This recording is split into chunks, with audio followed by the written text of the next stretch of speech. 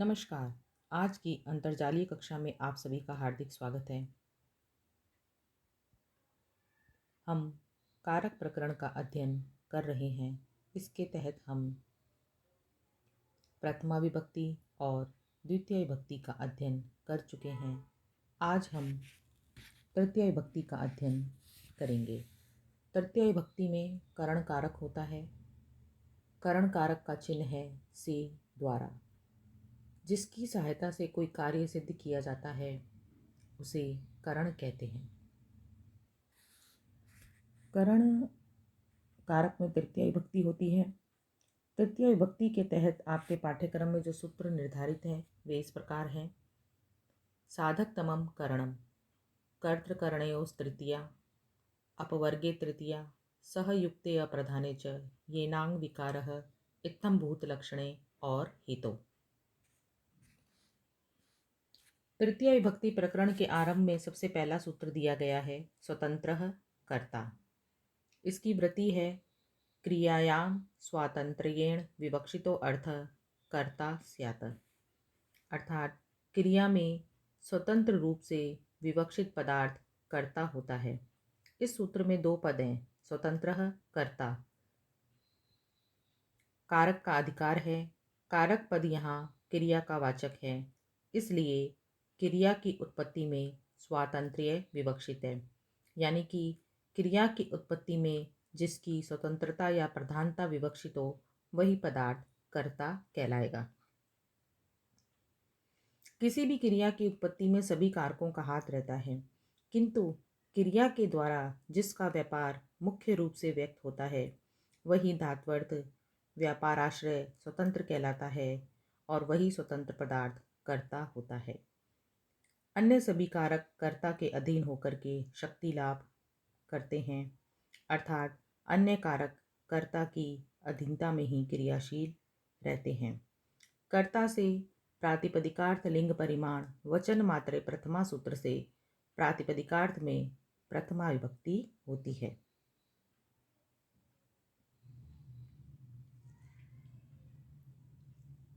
वृत्ति के अंतर्गत जो स्वातंत्र्य पद दिया गया है यह स्वातंत्र्य चेतन का धर्म होता है। फिर स्थाली पचती, इस वाक्य में स्थाली कर्ता कैसे हो सकता है? वह तो अचेतन है और अचेतन होने से पाक क्रिया की उत्पत्ति में स्थाली की स्वतंत्रता भी नहीं है। तो इस शंका का समाधान करते हुए कहा गया है कि विवक्षा तो कारकाणी भवंती, अर्थात वक्ता के बोलने की इच्छा को विवक्षा कहते हैं और विवक्षा से ही कारक होते हैं। हम जिसको जैसा बोलना चाहते हैं कर्ता कर्म या अन्य रूप में वह उसी कारकता को प्राप्त करेगा।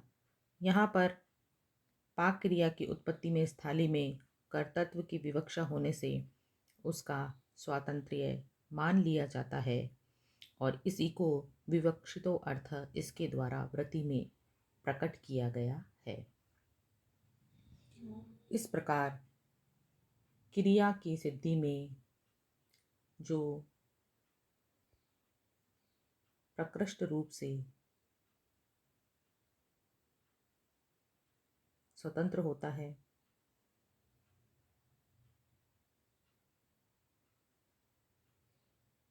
उसी विवक्षित पदार्थ की कर्ता संज्ञा होती है।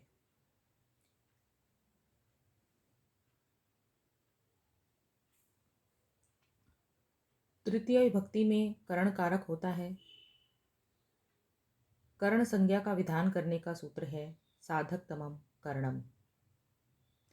इसकी वृत्ति है क्रिया सिद्धौ प्रकृष्टोपकारकम कारकम करण संज्ञम स्यातः, अर्थात क्रिया की सिद्धि में जो अत्यंत उपकारक कारक होता है उसकी करण संज्ञा होती है।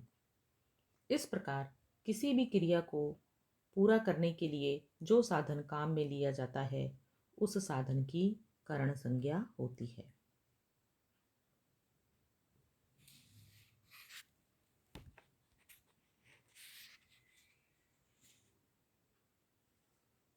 करण संज्ञा करने के बाद तृतीय विभक्ति का विधान करने का सूत्र है कर्तृकरणयोस् तृतीया। इसकी वृत्ति में कहा गया है अनभिहिते कर्तरि करणे च तृतीया स्यात्, अर्थात अनभिहित यानी कि अनुक्त कर्ता और करण में तृतीया होती है।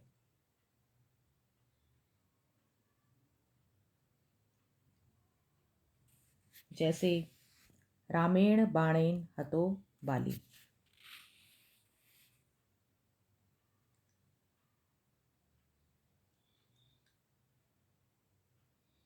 कर्तृकरणयोस् तृतीया, इस सूत्र में अनभिहिते का अधिकार आता है।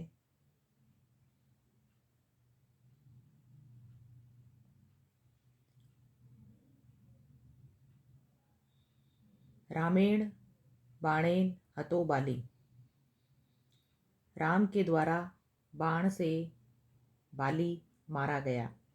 इस उदाहरण में कर्म वाच्य है, इसमें हन धातु से कत प्रत्यय प्रयुक्त होकर के हतः बना है।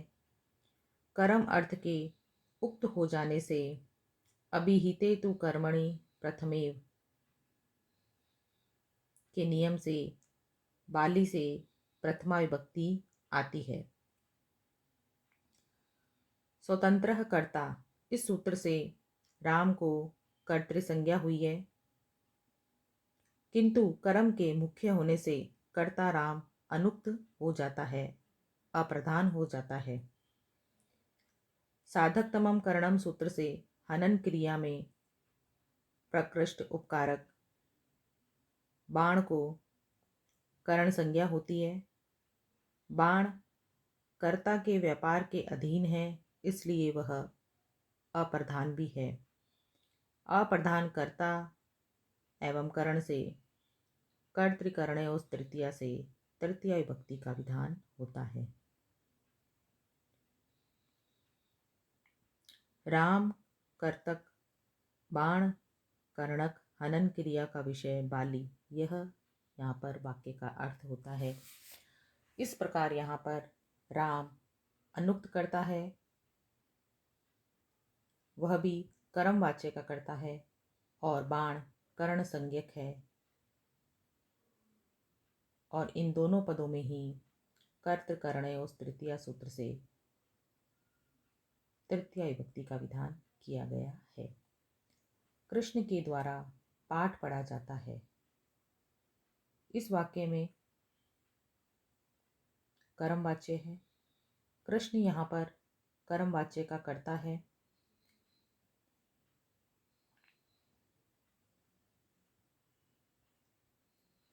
इसी कारण से कर्तृकरणयोस् तृतीया सूत्र से इसमें तृतीया विभक्ति का विधान करके कृष्णेन पाठः पठ्यते, यह वाक्य कर्म वाच्य में बनाया गया है। उसके द्वारा स्नान किया जाता है, यह वाक्य भाववाच्य में है। उसके द्वारा, यह भाववाच्य का कर्ता है। इसी कारण से इसमें कर्तृकरणयोस् तृतीया सूत्र से तृतीया विभक्ति का विधान करके तेन तया वा स्नातम अनुवाद किया गया है।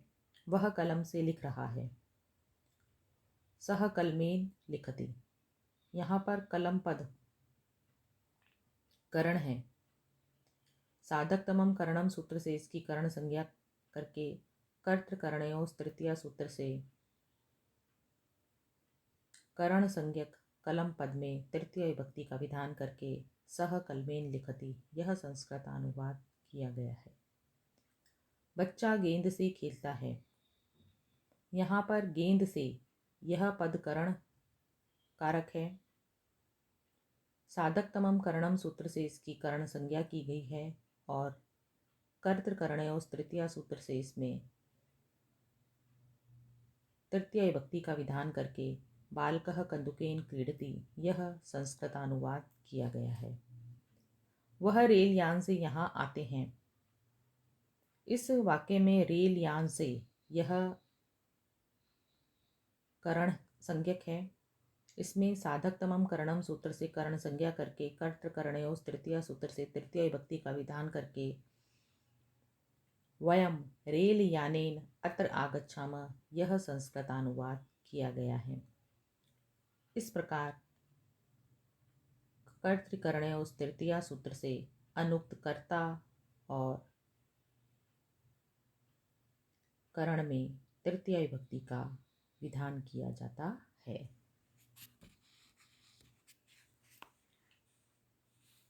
तृतीया विभक्ति का अगला सूत्र है अपवर्गे तृतीया।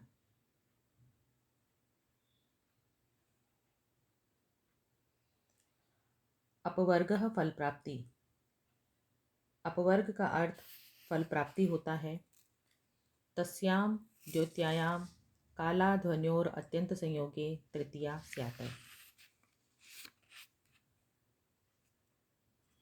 उस फल प्राप्ति को द्योतित करने वाले कालवाचक और मार्गवाचक शब्दों में अत्यंत संयोग रहने पर तृतीया विभक्ति होनी चाहिए। यथा अहना क्रोशेन व अनुवाको अधीत। जैसे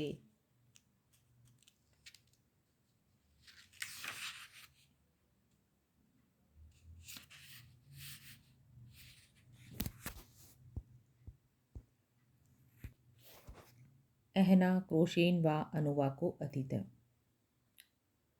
इस प्रकार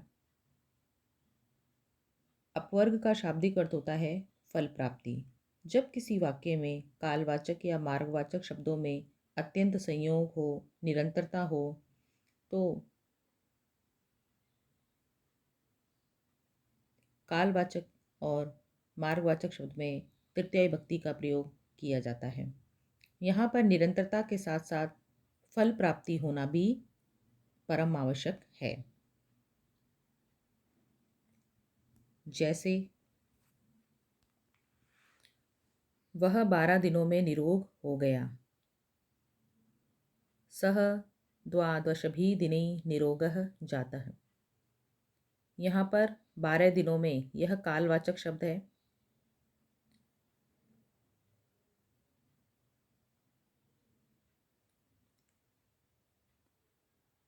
यहाँ पर जो निरोगता है वह अपवर्ग है, फल है। इस प्रकार इस उदाहरण में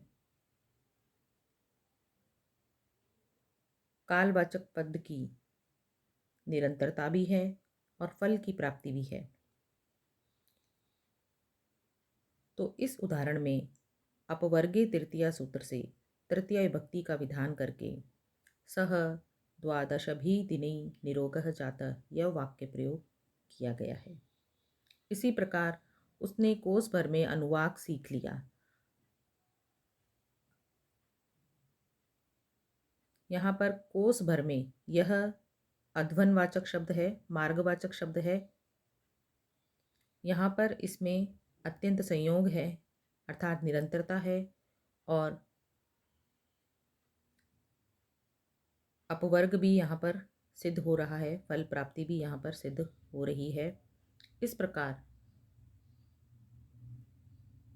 इस उदाहरण में अपवर्गे तृतीया सूत्र से तृतीया विभक्ति का विधान मार्गवाचक शब्द में किया गया है और सह क्रोशेन अनुवाकः अधीत यह वाक्य प्रयोग किया गया है।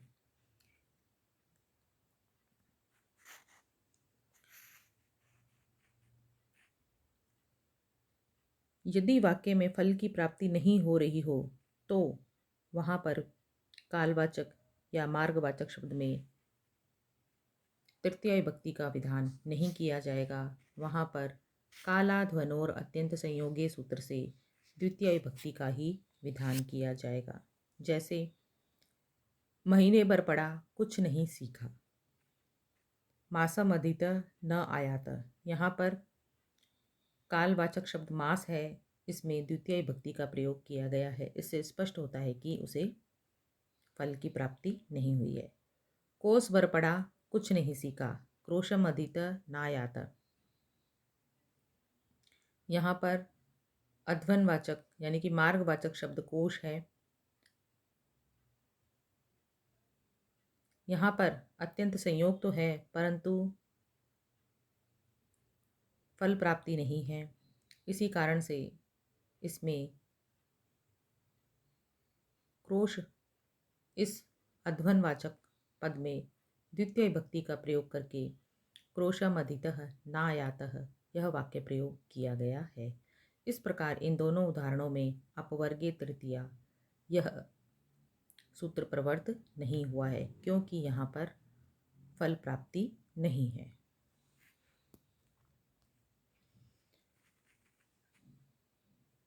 तृतीय विभक्ति के तहत अगला सूत्र है सहयुक्ते अप्रधाने। इस सूत्र का अर्थ है सहार्थेन युक्ते अप्रधाने तृतीया स्यात्, अर्थात सह अर्थ को प्रकट करने वाले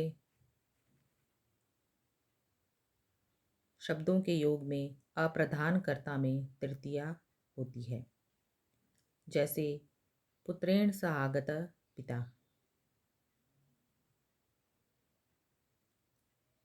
एवं साकं सार्धं समम योगे अपि।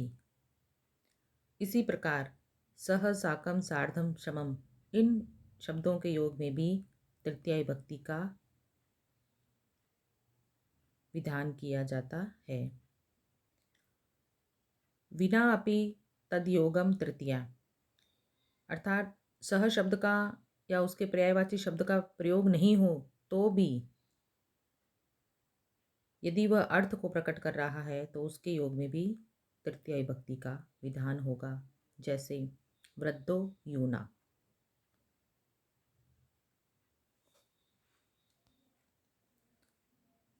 इस प्रकार सहयुक्ते अप्रधाने सूत्र से 7 अर्थ को प्रकट करने वाले सह साकम सार्धम समम शब्दों के योग में अप्रधान कर्ता में तृतीय विभक्ति का विधान किया जाता है। जैसे राम के साथ सीता और लक्ष्मण भी वन में गए।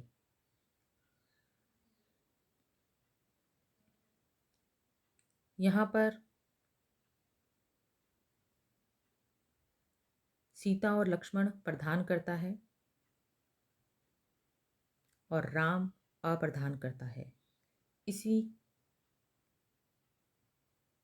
में सह पद के योग के कारण सहयुक्ते अप्रधाने सूत्र से तृतीय विभक्ति का विधान करके रामेण सह सीता लक्ष्मणावापि वनम अगच्छताम यह वाक्य प्रयोग किया गया है। पुत्र पिता के साथ खेल रहा है। यहाँ पर पुत्र प्रधान करता है और पिता अप्रधान करता है और सह का प्रयोग करना है। यह अव्यय पद है। इस प्रकार वाक्य प्रयोग होगा पुत्रः पित्रा सह क्रीडति। यहाँ पर सहयुक्ते अप्रधाने सूत्र से अप्रधान कर्ता पिता में तृतीय विभक्ति का प्रयोग किया गया है। पिता पुत्र के साथ आया है। यहाँ पर पिता प्रधान करता है और पुत्र अप्रधान करता है। इस अप्रधान कर्ता में सह के योग के कारण सहयुक्ते अप्रधाने सूत्र से तृतीय विभक्ति का विधान करके पुत्रेण सह आगतः पिता यह वाक्य प्रयोग किया गया है। इसी प्रकार साकम सार्धम और समम इन पदों के योग में भी तृतीय विभक्ति का विधान अप्रधान कर्ता में किया जाता है।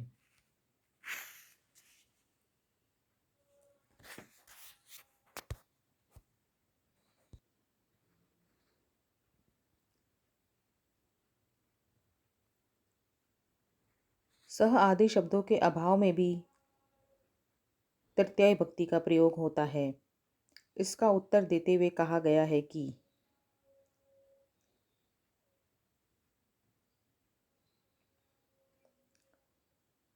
पाणिनि ने एक सूत्र दिया है वृद्धो योना तल्लक्षणश्चेद विशेषः। इस सूत्र में यूना में सह शब्द के योग के बिना ही पाणिनि ने सह अर्थ की प्रतीति में तृतीया विभक्ति का विधान किया है। ऐसे स्थलों पर सह का अध्याहार किया जाता है। इस प्रकार सह आदि शब्द नहीं दिए गए हो तो उनके अभाव में भी अर्थ मात्र से तृतीया विभक्ति का विधान किया जा सकता है।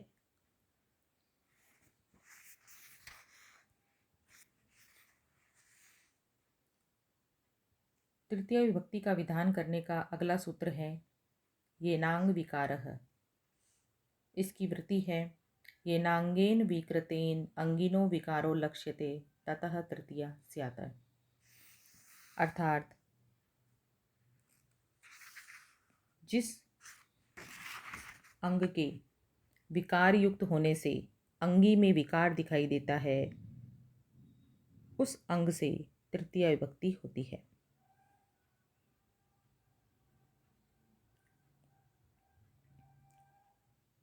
यहाँ पर अंगी से तात्पर्य व्यक्ति विशेष से है और अंग से तात्पर्य शरीर के अंग यानी कि आँख, नाक, कान, हाथ, पैर इत्यादि अंगों से है।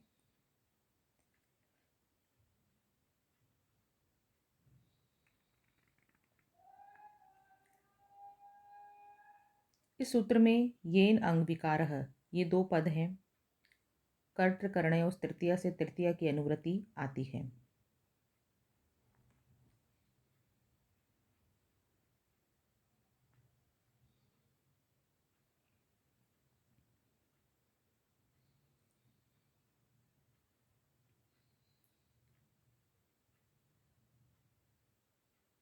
सूत्र का अर्थ है जिस अंग के विकृत हो जाने से अंगी में विकार दिखाई दे उस अंगवाचक शब्द में तृतीया विभक्ति हो। जैसे अक्षणा काणः, आँख से काना है। इस वाक्य में अंग अक्षी है। इसके विकृत होने से व्यक्ति का शरीर विकार युक्त कहलाता है। इसलिए अंगवाचक शब्द अक्षी में येनांग विकार से तृतीया विभक्ति का विधान किया गया है।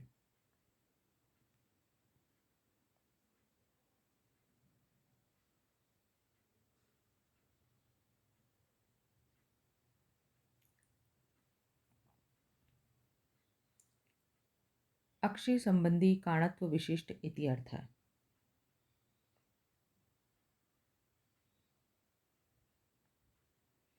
यहाँ पर काण शब्द काणत्ववान अर्थ में है।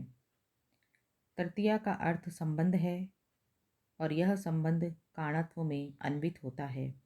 इसलिए अक्षी संबंधी काणत्व विशिष्ट यह अर्थ लिखा है।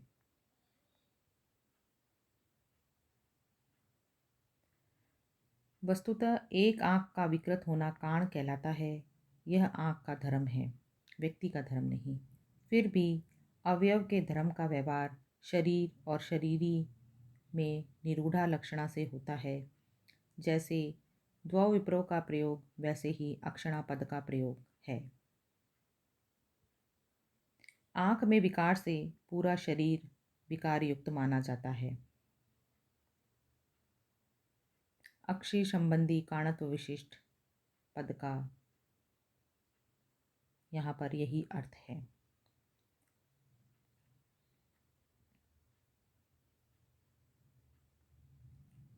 अंग विकार किम, अब ये प्रश्न उठाया गया है। इसके उत्तर में कहा गया है अक्षी काणमस्य।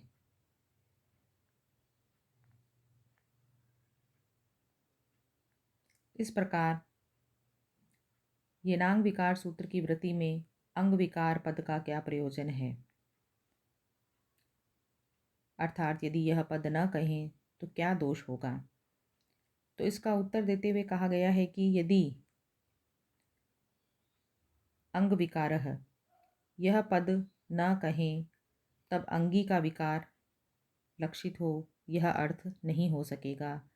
तब अक्षी काणमस्य इसकी एक आँख कानी है। इस उदाहरण में अंगवाचक अक्षी में भी तृतीया विभक्ति हो जाएगी। यहाँ अंग का विकार परिलक्षित होता है, अंगी का नहीं। इसलिए यहाँ तृतीया को रोकने के लिए अंग विकारः पद दिया गया है।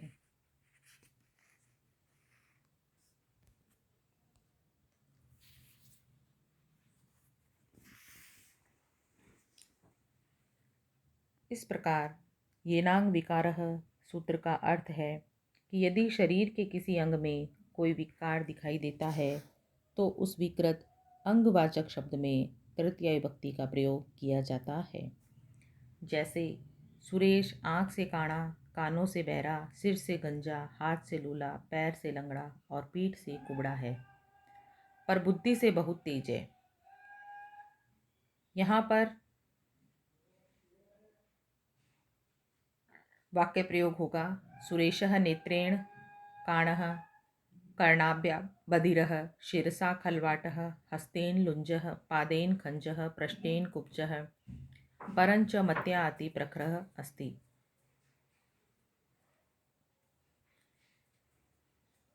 यहाँ पर येनांग विकारः सूत्र से नेत्रेण, कर्णाभ्याम, शिरसा, हस्तेन, पादेन, पृष्ठेन, मत्या इन पदों में तृतीया विभक्ति का विधान किया गया है।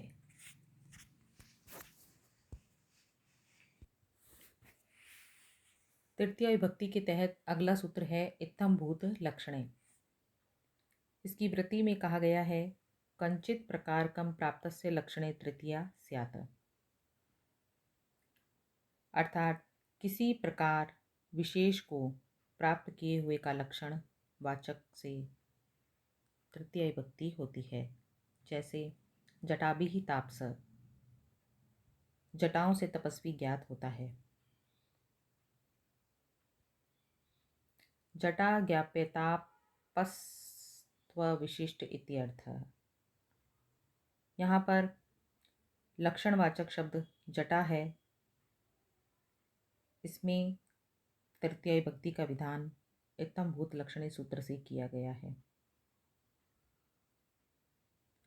जटाओं से बोध्य तापस्तव धर्मयुक्त यह अर्थ लिया जाता है।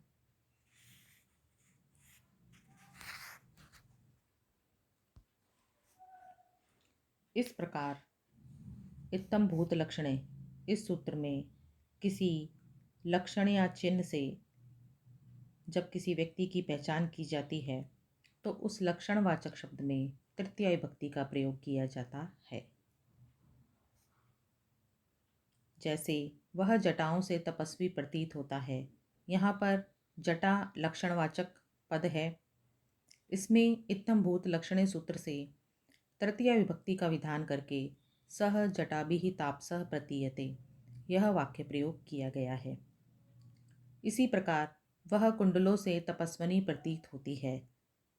यहाँ पर कुंडल पद लक्षणवाचक चिन्ह है, इसमें इत्थम भूत लक्षणे सूत्र से तृतीया विभक्ति का विधान करके सा कुंडलाभ्याम तपस्विनी प्रतीयते यह वाक्य प्रयोग किया गया है।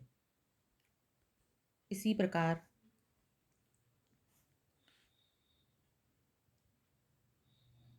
सह तिलकेन पंडितः प्रतीयते वह तिलक से पंडित प्रतीत होता है। यहाँ पर तिलक पद में इत्थम भूत लक्षणे सूत्र से तृतीया विभक्ति का विधान किया गया है।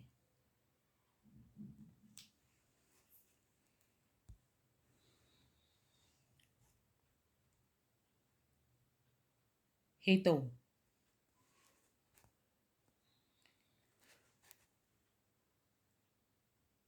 यह भी तृतीया विभक्ति का विधान करने का सूत्र है। हेतु सूत्र की वृत्ति में कहा गया है हेतु अर्थे तृतीया स्यात्, हेतु के अर्थ में तृतीया विभक्ति प्रयुक्त होती है।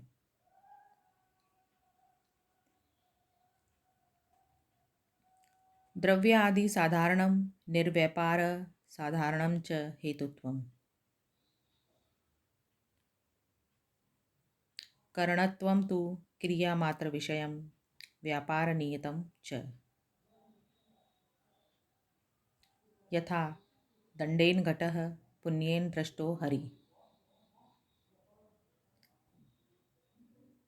फलमपि ह हेतु अध्ययनेन वसति।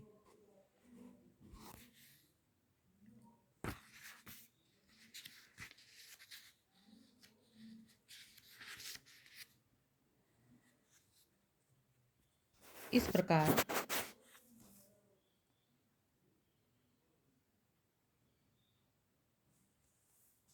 हेतौ पद में सप्तमी विभक्ति एक वचन है। यहाँ पर कर्त करणयों तृतीया से तृतीया की अनुवृत्ति आती है। हेतु शब्द कारण का पर्यायवाची है।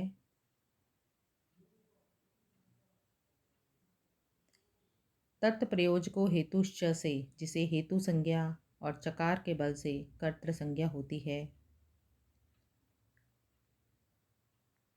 वह हेतु कृत्रिम होता है और उसका ग्रहण इस सूत्र में नहीं किया गया है, क्योंकि उस कृत्रिम हेतु को कर्तृ संज्ञा होने से कर्ता में कर्तृकरणयों से तृतीया विभक्ति सिद्ध हो जाती है।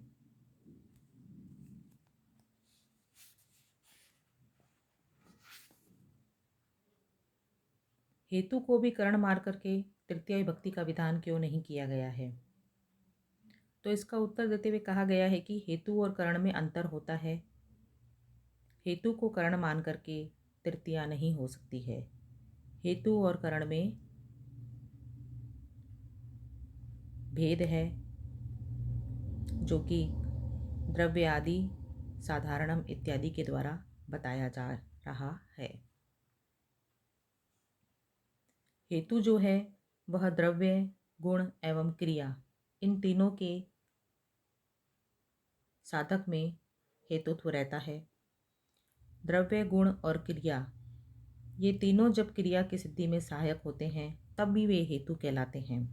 हेतु क्रियाहीन एवं क्रिया युक्त भी होते हैं, अर्थात व्यापार के बिना या व्यापार के सहित किसी भी क्रिया के साधक द्रव्य, गुण और क्रिया हेतु होते हैं। जबकि करण जो होते हैं वह क्रिया मात्र का जनक होते हुए जो क्रिया की सिद्धि में सहायक होता है वही करण होता है। करण कारक और हेतु में भेद होने से हेतु को करण मान करके तृतीया विभक्ति का विधान इसी कारण से नहीं किया जा सकता है। द्रव्य का उदाहरण देते हुए कहा गया है दंडेन घटः। यहाँ पर घट का हेतु दंड है। वह चाक को घुमाने में व्यापार युक्त है, किंतु घट निर्माण में सहायक नहीं है, क्योंकि दंड के बिना भी चाक को घुमाकर घट निर्माण हो सकता है। इसलिए दंड केवल द्रव्य हेतु है, क्रिया की सिद्धि में प्रकृष्ट उपकारक करण नहीं है। हेतु सूत्र से हेतु दंड में तृतीया विभक्ति का विधान किया गया है। अब क्रिया हेतु का उदाहरण देते हुए कहा गया है पुण्येन दृष्टो हरि। पुण्य के कारण हरि को देखा। यहाँ पर दष्ट क्रिया का हेतु पुण्य है। यह पुण्य निर्व्यापार है, क्योंकि यज्ञ आदि के करने से जो अवान्तर फल मिलता है वह अपूर्व, अदृष्ट या पुण्य कहलाता है। यह पुण्य हरिदर्शन का जनक होकर भी व्यापारवान नहीं है। इसी कारण से यह प्रकृष्ट उपकारक कारक करण नहीं है, दर्शन क्रिया का हेतु ही है। हेतु पुण्य,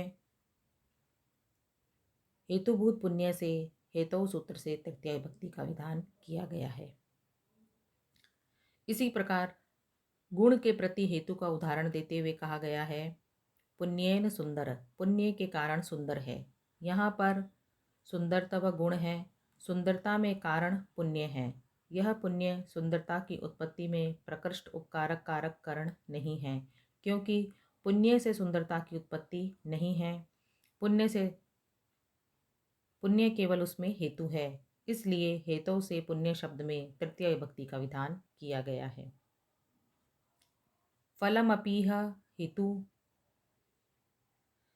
यह कहते हुए कहा गया है कि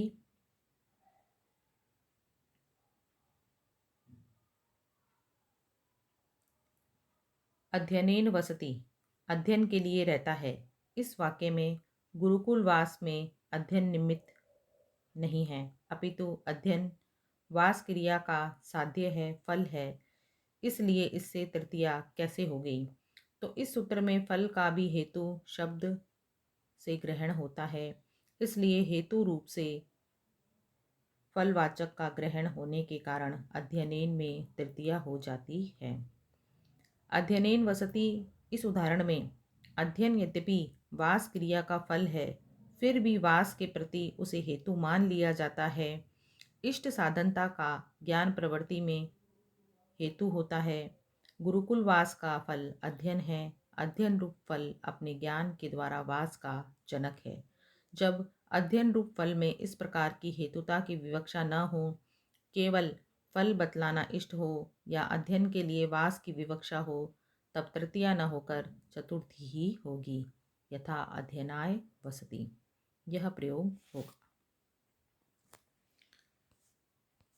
इस प्रकार हेतु सूत्र का उदाहरण देते हुए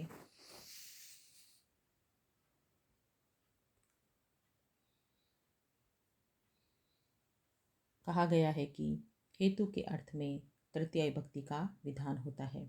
जैसे विद्या से यश प्राप्त होता है, यहाँ पर यश का हेतु विद्या है, इसलिए इसमें हेतु सूत्र से तृतीय विभक्ति का विधान करके विद्यया यशः लभते, यह वाक्य प्रयोग किया गया है। घट का हेतु दंड है, यहाँ पर दंड में हेतु सूत्र से तृतीय विभक्ति का विधान करके दंडेन घटः, यह वाक्य प्रयोग किया गया है। पुण्य के हेतु से हरि के दर्शन हुए, पुण्येन दृष्टः हरि, यहाँ पर हरि दर्शन का हेतु पुण्य है, इसलिए हेतु सूत्र से इसमें तृतीय विभक्ति का विधान करके पुण्येन दृष्टः हरि, यह वाक्य प्रयोग किया गया है। इस प्रकार साथियों, आज हमने तृतीय विभक्ति के 7 सूत्रों के संबंध में जानकारी प्राप्त करी। यह सूत्र आपके पाठ्यक्रम में निर्धारित है। इन सूत्रों के संबंध में आपको कोई भी जानकारी प्राप्त करनी हो, कोई भी प्रश्न पूछना हो, तो आप व्हाट्सएप पर चैट करके मुझसे पूछ सकते हैं। धन्यवाद।